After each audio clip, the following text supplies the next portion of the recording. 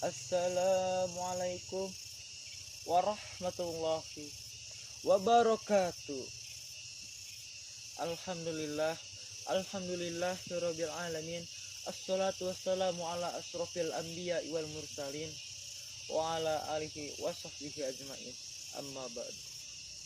Pertama-tama dan yang paling utama, mari kita panjatkan puji dan syukur kita kehadirat Allah Subhanahu wa taala. Karena kita telah diberikan kenikmatan, nikmat sehat dan nikmat ilmu. Sholawat serta salam tak lupa kita junjung tinggi kepada Nabi besar kita, Nabi Muhammad Sallallahu Alaihi Wasallam. Semoga kita mendapatkan syafaatnya dan mendapat petunjuk hingga akhir kiamat nanti. Dewan juri yang saya hormati dan teman-teman yang saya cintai, dalam kesempatan ini saya akan berceramah singkat tentang manusia adalah makhluk yang paling mulia. Dalam hadis riwayat dikisahkan bahwa baginda Rasulullah sedang berkumpul bersama para sahabat. Ada Sayyidina Umar, ada Utsman, ada Abu Bakar, ada Ali, dan yang lainnya. Lalu Nabi Muhammad bertanya kepada sahabat, "Wahai para sahabat, tahukah kalian hamba Allah yang paling mulia adalah siapa itu?" Lalu para sahabat tidak ada yang bisa menjawabnya, dan hanya ada satu sahabat yang menjawabnya. "Ya Rasul, apakah malaikat yang kau maksud?" Lalu Rasul menjawab, "Tentu, malaikat adalah makhluk yang mulia. Malaikat dekat dengan Allah.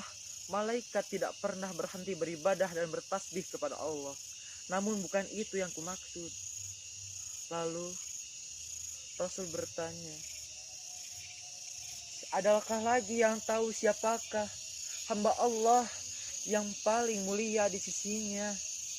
Lalu para sahabat menjawab, "Apakah Nabi ya Rasul?" "Tentu Nabi mulia, karena Nabi adalah Nabi yang diutus oleh Allah di muka bumi. Namun bukan itu yang kumaksud." Lalu para sahabat menjawab, "Apakah kami, para sahabatmu ya Rasul? Kami yang kau maksud, makhluk yang mulia yang berada di sisi Allah." Namun Rasul menjawab, "Ya, kalian tentu mulia. Kalian dekat dengan aku. Kalian membantuku saat aku berjuang." Lalu Rasul melihat wajahnya satu persatu sambil tersenyum. Lalu Rasul merundukkan wajahnya sambil menangis. Lalu para sahabat bertanya, "Mengapa engkau menangis ya Rasul?" Lalu Rasul menjawab, "Tahukah kalian bahwa makhluk ya Allah yang mulia di sisinya adalah manusia yang akan lahir jauh setelah wafatku nanti. Mereka mencintai Allah. Mereka tidak bisa melihat wajahku. Mereka bisa merindukanku sebagaimana aku merindukan mereka. Saksikanlah wahai para sahabat, aku merindukan mereka. Mereka adalah umatku. Ya Nabi salam alaika, ya Rasul salam alaika, ya Habib salam alaika, sholawatullah alaika." Teman-teman yang dirahmati oleh Allah, manusia adalah makhluk yang termulia yang diciptakan oleh Allah dengan perfect, sebagaimana firman Allah Quran surat At-Tin ayat 4. A'udzu billahi minasyaitonir rajim. Bismillahirrahmanirrahim. Laqad khalaqnal insana fi ahsani takwim. Artinya, sungguh kami telah menciptakan manusia dalam bentuk yang sebaik-baiknya. Mari kita amati diri kita sebagai ciptaan Allah yang sebaik-baiknya. Mari kita amati kepala kita. Kita memiliki beberapa alat indera di kepala kita. Mata untuk melihat, hidung untuk mencium, telinga untuk mendengar, mulut untuk berucap, dan lidah untuk mengecap rasa. Bagaimana cara kita untuk mensyukuri nikmat Allah yang telah Allah berikan kepada kita? Apa cukup kita hanya berucap kata Alhamdulillah? Itu tidak cukup tanpa melaksanakan syariat yang telah dicontohkan Nabi kepada kita. Maka kalau kita sadar kita harus mensyukurinya, kita harus berusaha semaksimal mungkin untuk menjalani semua perintahnya dan menjauhi larangannya. Teman-teman yang dirahmati oleh Allah, cobalah kita renungkan hati kita dan tanyakan kepada hati masing-masing kita, apakah kita sudah mencintai Rasulullah?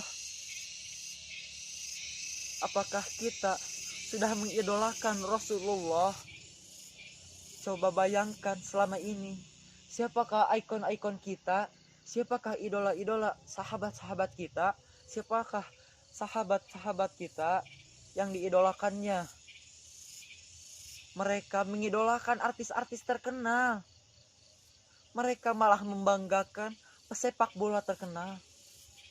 Seharusnya kita membanggakan Nabi Muhammad, karena Nabi Muhammad adalah suri tauladan bagi umat Islam.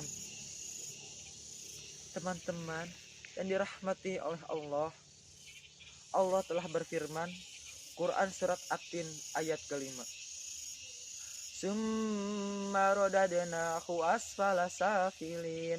Artinya, kemudian kami telah kembalikan dia ke tempat yang serendah-rendahnya, yaitu neraka. Alangkah celakanya kita bila Allah kembalikan kita ke tempat serendah-rendahnya, yaitu neraka. Nauzubillahi min dalik. Padahal kita tercipta dari sebaik-baiknya yang Allah ciptakan. Semoga kita termasuk ke dalam golongan Nabi besar kita, Nabi Muhammad Sallallahu Alaihi Wasallam. Amin, amin ya robbal alamin. Teman-teman yang dirahmati oleh Allah, yang menjadi pokok kemuliaan manusia adalah iman dan amalnya. Maka manfaatkanlah 5 hal sebelum datang 5 hal. Yang pertama, masa mudamu sebelum masa tuamu.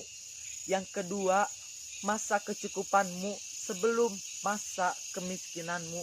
Yang ketiga, masa sehatmu sebelum masa sakitmu. Yang keempat, masa luangmu sebelum masa sibukmu. Yang kelima, masa hidupmu sebelum masa kematianmu. Demikian ceramah singkat yang dapat saya sampaikan.